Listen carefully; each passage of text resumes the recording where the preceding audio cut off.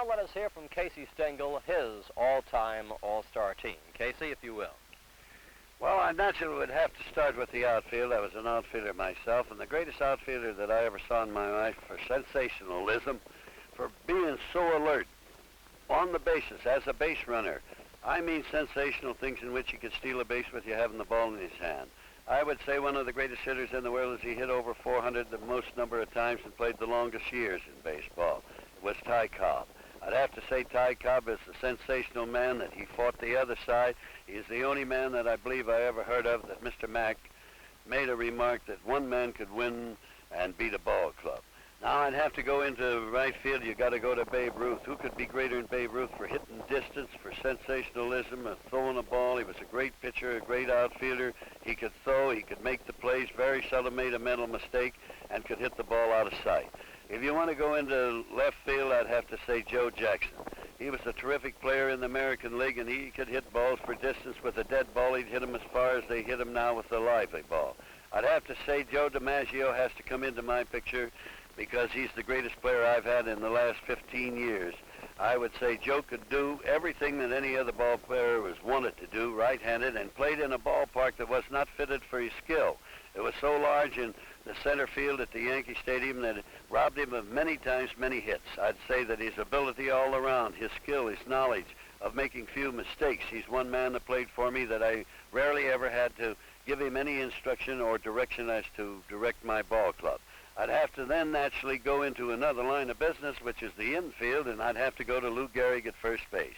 I saw Sisler, he's an amazing player, and I saw Hal Chase, but I would have to go to Gehrig. Just think how he could hit a ball, how many runs he scored, and just think of the power that he had. If I went to second base, I'd have to naturally go to Roger Hornsby.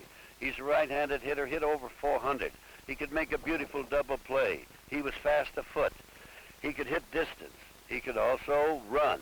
Now, if I went to shortstop, the greatest shortstop I ever saw in my life, I know how great every one of the other shortstops have been and are amazing, but I'd have to go with Hans Wagner. He was a man that could hit third or fourth in the lineup. He could run bases, steal any base. He was very alert at short. He covered grounds, and he could hit over 300 and lead a league. If I went to third base, it'd have to be Pie Traynor. Pie Traynor was an amazing player at third base. He was so tall, get a ball away so quick, and so alert. He was one of the few men in baseball that when you ask him a question, how great are you playing? Don't you think it's wonderful to be great? Why, he says, I don't know. I don't know whether I've made good at the present time. And he was starring at that time. If I went to catching, it'd have to be Dickey. Dickey, in my opinion, was the greatest catcher that I ever saw. If I picked three, I'd naturally have to go to Cochran, who was a tremendous catcher and very fast afoot. And if I went to a right-handed hitter, I'd have to go to Hartnett. All three could hit balls for distance, and all three were tremendous players. Now, if you line up all those men and look how far they could hit a ball and how great they were in doing other things, you'd say, well, there's an amazing team. How'd you like to pitch against it? So to go to the pitchers, I'd have to pitch Alexander. He was in the National League, and I would say there was 4 straight years he pitched in what you'd call a cigar box, a little small ballpark in which he scored and made victories for over 31 games a year. Now, any man that can do that well 4 years of his major league career against great ball players had to be amazing. The greatest pitcher I ever faced in my life was in semi-pro ball when I went home after the big league and hit 4th in the National League was Walter Johnson. My goodness, I never saw such an amazing pitcher. He could win with a tail-end team, and it was amazing with his skill and the stuff that he had in his arm. He was the fastest pitcher that I ever hit against. And to have those two pitchers, I don't want to mention Matheson and so many great and wonderful pitchers, but to have those two pitchers, my goodness, I don't see how in the world anybody could be very successful unless they had a bad day, which would be about once a year. Mm-hmm. Now, most of these players have played some years back. How would you rate the present stars up against them, or is there a difference? Why, there is no difference at all. I'll tell you the exception, I would say. I would say that an outfielder in the old days had to go further and catch a baseball, or could go further because the ball was dead and there wasn't as many home runs, so you could catch up with the baseball. An outfielder today has to be very bright and brilliant and very alert to cover ground because he has to run into concrete fences. He has to chase a ball that's hit stroked off of the bat so hard that it goes into the upper tier or lower tier. Of course, you can't put an outfielder up there, but the man is running towards fences. I would have to say the other thing is the equipment of the glove. The glove is larger. You get better equipment now, but to go and say you're on an infield with a lively ball, you got to be very alert to cover ground now.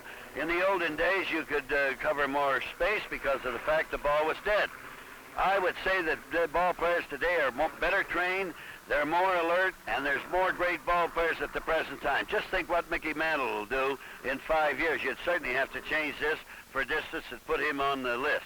And I might say there's about, if you wanted to go to Mays, you'd have to say Mays for fielding right now, and for base running, you'd have to say he has to possibly come in to be a great all-star player in the future years.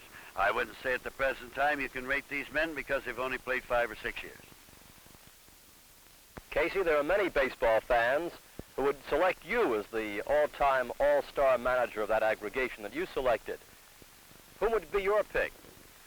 Well, tell you the real truth, I wouldn't compare to be the manager. I'll tell you, I should love to be the bat boy and have that great team that I just mentioned and have Connie Mack or platoon the out. I'd like to platoon the managers. I'd say Connie Mack, I'd say John McGraw, and the third man I'd naturally pick is McCarty. And if you could platoon those 3 managers with that great team, I'd love to be the bat boy, as I just previously stated. Casey Stengel, my thanks to you for being our guest. Thank you very much.